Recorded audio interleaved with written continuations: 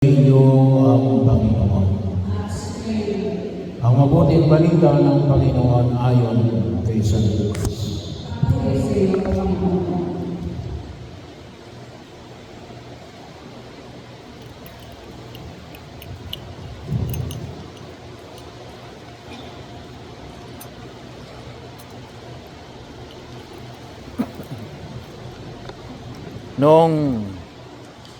Noong panahon yon, napuspos ng Espiritu Santo si Zacarias na ama ni Juan at nagpahayag ng ganito: "Purihin ang Panginoong Diyos ng Israel, sapagat nilingap niya at pinadaya ang kanyang bayan, at magpadala siya sa atin ng isang makapangyarihang tagapagligtas mula sa lipi ni David na kanyang lingkod.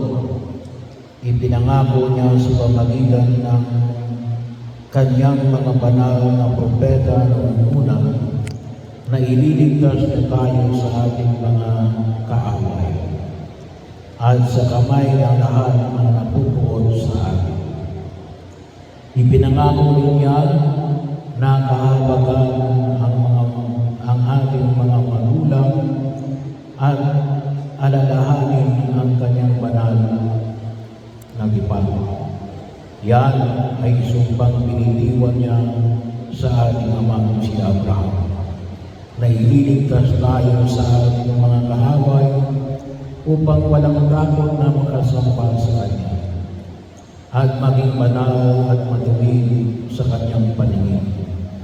Habang tayo nabubuhay, ikaw naman, anak, ay tatawaging propeta ng kataas-taasan, sapagkat mag-uuna ka sa Panginoon upang ihanda ang kanyang mga daraanan at ituro sa kanyang bayan ang landas ng kaligtasan, ang kapatawaran ng kanilang mga kasalanan, sapagkat upang mahabagin ng ating Diyos, magbubukang liwayway sa ating ang araw ng kaligtasan upang magbibigay liwanag sa mga nasa kadiliman at nasa lilim ng kamatayan at pagbabayad tayo tungo sa daan ng kapayapaan."